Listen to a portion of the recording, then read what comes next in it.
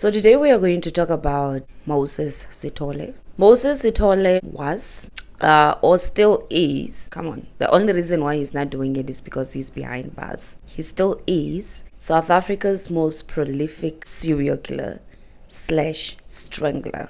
Moses Sithole is named the ABC killer. He is named the South African strangler. He is named Gauteng killer. These cases, especially when it comes to serial killers, police officers as well as the media spends so much time giving these serial killers names rather than trying to catch them. He is named the ABC killer because he was doing it in the areas of Richville, the A, the B stands for Broxburg, the C stands for Cleveland. On the 17th of November 1964, a baby boy was born. This was the son of Sophie as well as Simon Sithole. They decided to name him Moses. Moses Sithole was the fourth of 6 children. When Moses was around 6 years old, his father, Simon, passed away. All the 6 kids ended up being Sophie's responsibility. Moses was born in Vosvlores. Vosvlores is a township on the outskirts of Johannesburg. Because of her alcoholism, Sophie decided that she could no longer take care of the 6 children, and she decided to take the 6 children to the nearest police station. She told them that, forget about me, forget I exist. Do not tell anybody that you are my children. This is Moses' early childhood. He is being abandoned by his mother, and he recently just lost his father. They ended up in an orphanage in Benoni. Benoni is in South Africa. The boys were transferred to KwaZulu-Natal and the girls remained in Benoni. The conditions in these orphanages were really bad. He said that he experienced emotional abuse, physical abuse, as well as sexual abuse in these orphanages. And when he was around 8 years old, he decided that he is done being abused, and he decided to run away when he was only 8 years old. He has no money for transport. He has no money for food. Guys, I'm sick. He crossed shanty towns day and night. He was walking, running so that he can get to his mom. Sophie once again rejected Moses. She took Moses back to the orphanage. Moses' childhood was not a good one. It was just full of abuse, abandonment, rejection. And as he got older, he decided that he doesn't want to stay here anymore. And he did what? He escaped again. He went back to Vosvlores to go stay with his older brother Patrick Sithole. Moses was doing odd jobs. He was just doing miniature jobs here and there, raking yards, fixing fences, also working in the mines. But anyway, you get the point, toch? When he was 22 years old, this is when he decided that he's going to start his reign of terror. I would like to give a trigger warning. You are going to be hearing cases of sexual abuse. So if you don't want to hear about those things, if you feel like you don't want to listen to those things right now, I would recommend that you skip this video because it's really bad. Moses started his first crime in the year 1987. Moses met somebody. This person that he met was the sister of Patricia Khumalo. Patricia Khumalo was only 38 years old. He lured Patricia to a secluded area. Moses pulled out a knife hidden under a newspaper. He would dress himself up nicely. He would carry a newspaper. He would wrap a knife in it. He took out this knife from the newspaper. You are going to do what I ask you to do. If you don't do it, then I'm going to kill you. He violated her, and after he was done violating her, he tied her up. He bound her hands and her feet with her underwear. But before he left, he made sure to threaten her because Moses used the method of intimidation. He liked threatening his victims. If you ever tell anybody about what had happened right now at this spot, I am going to find you and I will kill you. Patricia got so scared that she never ended up going to the police officers. Moses went ahead and committed 2 more sexual assaults. The second one was also an ex-girlfriend's sister. Her name was Lindiwe Nkosi. Lindiwe was only 15 years old when this happened. Moses took Lindiwe to a secluded area. He pulled out petrol and then he said that if you don't let me do whatever I want to do to you, I'm going to pour this petrol on top of you. Obviously, Lindiwe was scared of being lit on fire. After he was done, he had the same method. The method was the same. He will tie the ladies up after he was done with their own underwear. And just like Patricia, Lindiwe was also very scared to go to the police about this. She never reported this case. And Moses, yet again, was a free man. Moses again met Doris Wakamisa. Doris was a store clerk. She worked at the store, and this is where she met Moses. He introduced himself as a businessman. When Moses was approaching his victim, he was not just choosing them randomly. He would build a relationship with the ladies. He would frequently visit the ladies. He will come today, he will come tomorrow. He would stalk them for months. Moses and Doris developed a relationship. They started talking, and Doris, started talking about how she wants a better job. And this is when Moses was like, okay, cool, I got you. I got a job for you. It's where I'm gonna take you there. Let's just set up a meeting. They went there. He would set up a meeting with these ladies. Then they would take a train. The train will stop. They will get off at this stop. The stop was a very secluded place. It looked like a shortcut. So he would tell them that, no, this is the shortcut that we are going to take to go to the place where we need to go. The place that they would stop was Glendon Hayes. Once they got there, Moses would pull out a knife from underneath the newspaper that he carried around. He knew that if he carried around a newspaper, it will make his story being a businessman more believable. He looked smart. He was very well spoken, although he did not go to any proper schools or had any proper education. He was very well spoken, and he was charming and disarming, and he had this really, really charming smile. Women believed him and they trusted him. Once him and Doris got to this place whereby they were alone and secluded, he did what he did to the other ladies. He assaulted her, violated her, and after he was done, same thing. He tied her hands and her feet with her underwear, and he left her there. Let me tell you something about what was going on in South Africa at that time. It was apartheid. It was fresh apartheid, and police officers, they were mostly whites. They were not listening to all these stories, and I think that is also one of the reasons why most of the women chose not to go report the cases, because what's the point? I mean, the police are not going to take it seriously anyway. So that is the reason why most women chose not to report these cases. But Doris, however, she decided that she's going to have justice and she's not going to let this slide. She went to the police station first, but then she couldn't really positively identify him, because why is this chicken always choosing to come? I feel like this chicken has like issues with me. This whole time this chicken was quiet, but now that I want to sit down and film a video, the chicken feels like they want. Guys, I have beef with my neighborhood chicken. Okay, the chicken has issues, but I love animals, guys. I love animals. Animals are nice, but that chicken in particular, I'll fry that chicken. Mundambi, this side is flu, the other side is chicken. I'm fighting for my life. I'm just a girl, guys. I'm just a girl. 3 months later, Moses and Doris met in a downtown shop at a shopping complex. When Doris saw Moses, she was like, I got you. She found out his real name, where he stays, took all this information, and then she went down to the police station and then she said, I got him. So listen to what the South African police officers did when Doris went to go report Moses.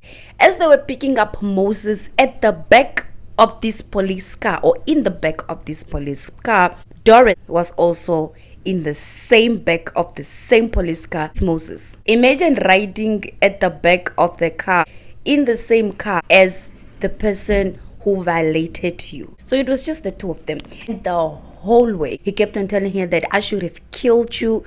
Bruh, imagine the horror. The whole way, Moses just kept throwing insults at her. For this crime, he was found guilty, and he was imprisoned for 7 years, and he served his time. When Moses got arrested, he got taste of his own medicine. And I've never been to prison, but from the stories that I hear, prison officers, they don't like those people that like to touch small children, and they also do not like those people that like to violate women. People in prison do not play about that, and they did not play with Moses. When Moses was sent to prison for those 7 years, he received a pill of his own What do they say? Is it pill medicine? He received the taste of his own medicine 10 times worse because they were busy with him. They were busy, and then he got what he deserved and more. He could have gotten more. He should have gotten more. He beat his time, and then he was released eventually. Good behavior, and he was sent back into the public. They were like, yes, you are not going to repeat this offense again. Go in the public and have a productive life.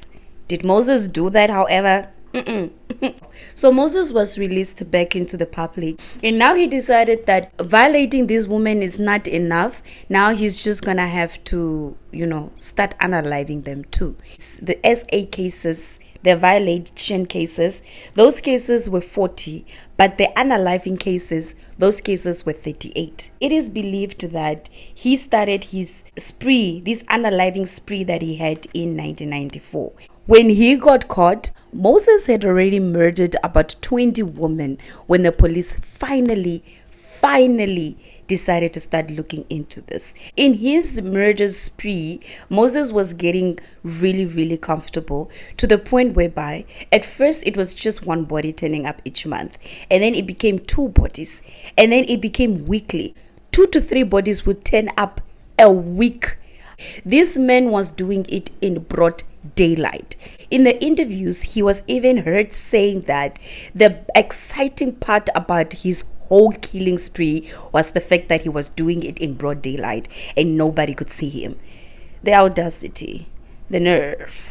I'm not going to talk about each and every single victim that he unalived because, like I said, there were 38. If I talk about each and every single one of them, it's going to take time. But what I would do, however, I am going to talk about the cases that I felt like they really stood out to me. I mean, all of them were bad. All of them were really gruesome. All of them were horrible. Absolutely nobody deserved to go through what those women went through. There's just some in particular that I feel like I just want to talk about that really just stood out to me. In 1994, a body was discovered. It was discovered on the 16th of July in 1994. It was the body of 16-year-old Maria Monama. Her body was different from all the other bodies because he had encrypted a message on her body, the inside of her thighs. He wrote something like, "I am not fighting with you, please." And he also wrote something like, "We must stay here for as long as you don't understand." On the right side of her thigh, he wrote something like, "She a bitch." He wrote this with a black marker pen. But it's been speculated that he was trying to send a message to who will ever discover the body. Maybe he was talking about the first woman who has wronged him, because when Moses was caught and he was asked why he did this, he said that he did this because he wanted to teach women a lesson. He did this because he was getting revenge on a woman who wronged him. According to him, he said that it is the woman that Doris, the one who actually got him in prison for 7 years. He said it was that woman because she wrongly accused him. He did not commit that crime. She lied. Come on, we all know that he is lying. The way she explained how it all happened sounded familiar, like how he did with the other 2 women. If she wrongly accused him, then how could she have known that this is what happened or this is how he moves? He was just probably using Doris as an excuse because he didn't want to tell us the truth as to how did he really became the person that he became. I'm assuming it's his mom. I'm just throwing it out there. Wait, my lashes are itching. Oh, that feels good. And another body was also found in August, from the 5th to the 6th day, August 1994. This body belonged to Amanda Tete. Amanda Tete is one of the most controversial cases of them all. Police officers were not sure whether Amanda's body was the work of Moses or was it the work of David Selepe. Amanda knew both of them. Amanda knew Moses simply because she dated him. But he gave her a wrong name. He called himself Seppi when he was with Amanda. And they dated for a while before she was discovered strangled, bound, violated. Her bank card was used to withdraw money 3 days later after her death. The person who was seen on the CCTV footage camera withdrawing money from her card was Moses Sithole. Amanda's death was initially linked to David Selepe, or when Moses came into the picture, her death was changed from David to Moses. This man is a monster. He is the monstrous, monstrous monsters, the monsters they've ever monstered. On the 17th of September 1995, a police officer who was walking in the wilderness in the wild, he was taking his dog out on a rapid hunt. This is when he stumbled on a body. He looked at the body, he inspected it, and he was like, foul play is involved. This is definitely homicide. He decided to call the other police officers so that they can come down and come check it out. By the time the other police officers got to the crime scene, it was not just one, it was not just two, it was not just three, but it was 10 bodies of women in various degrees of decomposition. They were just lying around. 10 bodies, guys. 10. The bodies were all just lying around at the Van Dyke mine in Arichville.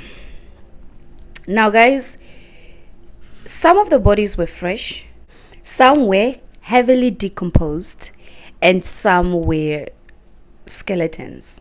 This seemed like it was the dumping site. An investigation started. They started to now investigate, because you cannot ignore 10 bodies. Although these are black women, the black people that you don't want to deal with, you cannot ignore 10 bodies. You have to do something. An investigation started seriously. One of the bodies that were found was the body of Trifina Mohotsi.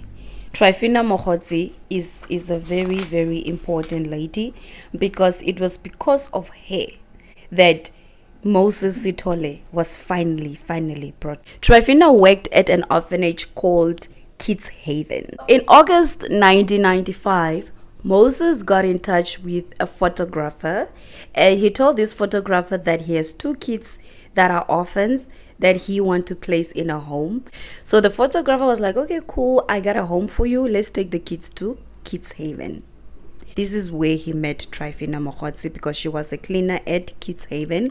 They had a conversation, and then he told her that he has a better job offer for her at his organization called Youth Against Human Abuse. Yes, guys, Moses, just like Ted Bundy, actually had a way of how he was collecting his victims. Moses ran a youth organization where he would reunite street kids with their families. This is what he was doing. But obviously, this whole Youth Against Human Abuse organization was fake. It was just a cover-up that he was using to get the victims to trust him.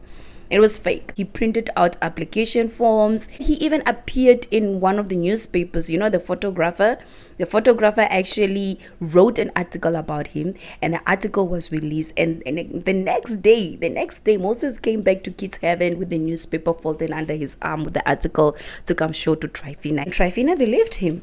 She said, yes, she's interested in the job. He quickly whipped out an application form, handed it over to Trifina. He came to collect Trifina, and then they went, and unfortunately, that was the last time anybody ever saw Trifina alive.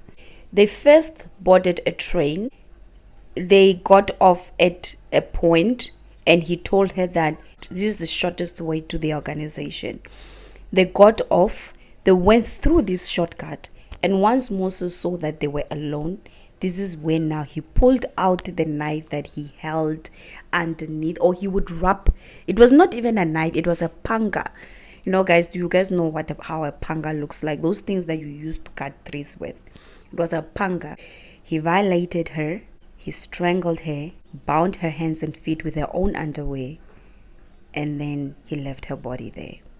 And this is exactly what he did to all the 38 victims. He will build a relationship with them, go to their places of work, offer them a job, give them the application form. They will fill in the application form. Sometimes they will call the numbers that were on the application form. The numbers will belong to, or they belonged to 2 people. One belonged to his sister. His sister would get all these calls about all these job offers. She would tell them, no, there's no such thing. But the ladies did call.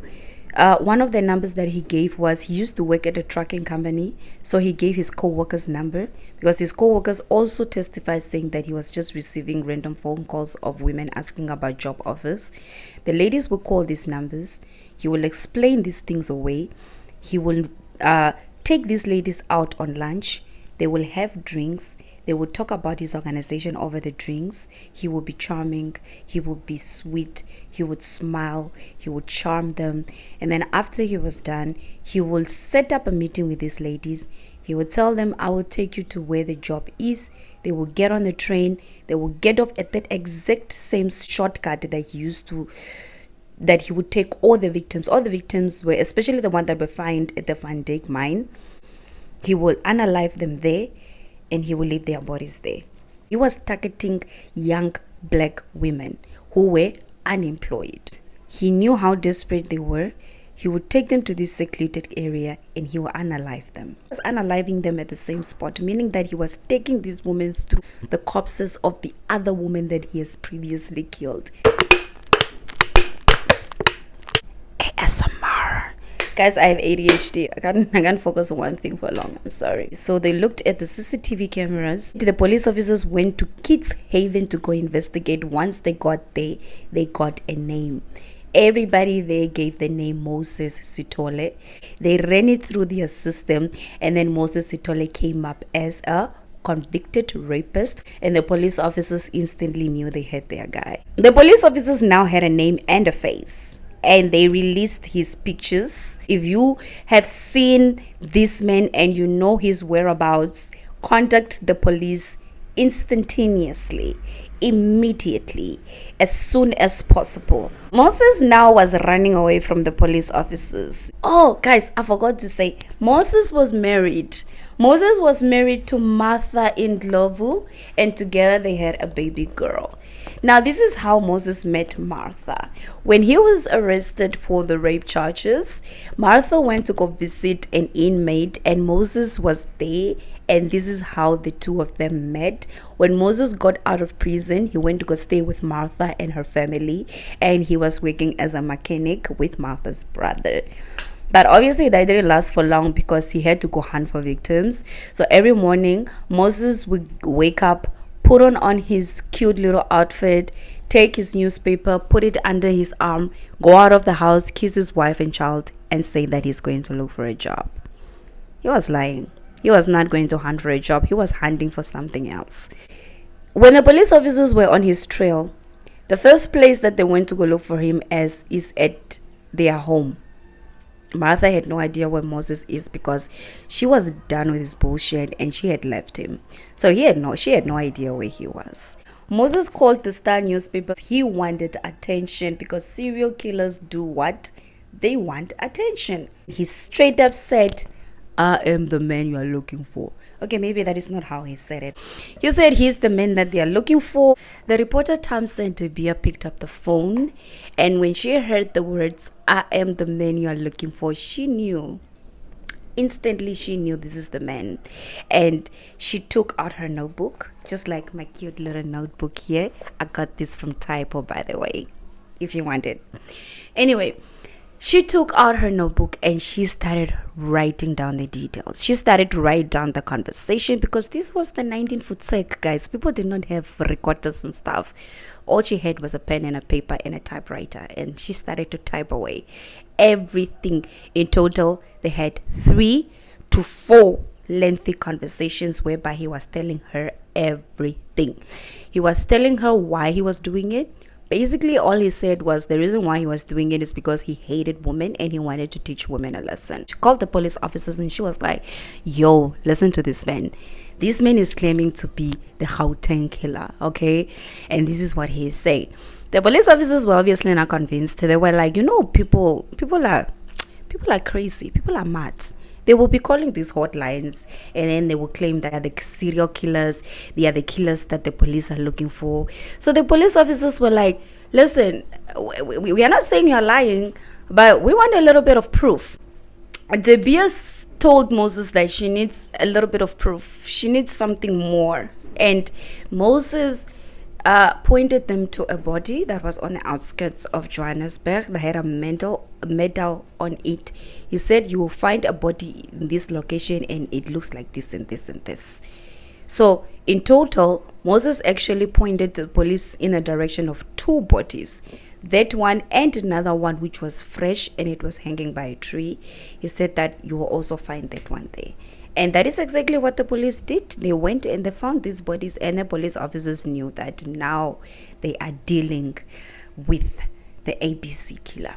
You know those landlines, you have to put like a coin inside, and then after you put the coin, then you can talk to the person. So eventually his money ran out, and De Beer said, give me your phone number so that we can keep in touch. There's no reason why we cannot keep in touch just because your coins are up. That is what he did. He gave her a phone number. Stupid. And this is how the police were able to trace his whereabouts. They knew where he was. They went because there was the last time that he called, they went to where he was at that exact train station. But Moses picked it up and he ran away before the police could catch him. So now the police had to find a way to catch him. He went to his sister to go ask for a gun, claiming that he wanted to, protect himself. And his sister told her husband, and her husband called the police. Her husband told Moses that he will be able to help him secure the gun if they meet at a warehouse. And then the police officers sent an undercover police to go wait for him at the warehouse. Police officers were waiting, those undercover American police officers things. And then once he got there, he saw that, this is an ambush, isn't it? And he took off and he ran. The police officer ran right after him because he was like, you are not going to get away again. You are done. Once Moses saw that he was cornered, he turned around, pulled out an axe that he was hiding. This man was just walking around with knives and pangas and axes. What is wrong with this man? He pulled out an axe that he was hiding, tried to attack the police officer with it. The police officer saw that his life is in danger. He pulled out his gun and he shot Moses twice. He shot him once in the torso, abdomen, and then the other shot went to the leg. And that, ladies and gentlemen, is how Moses finally faced justice.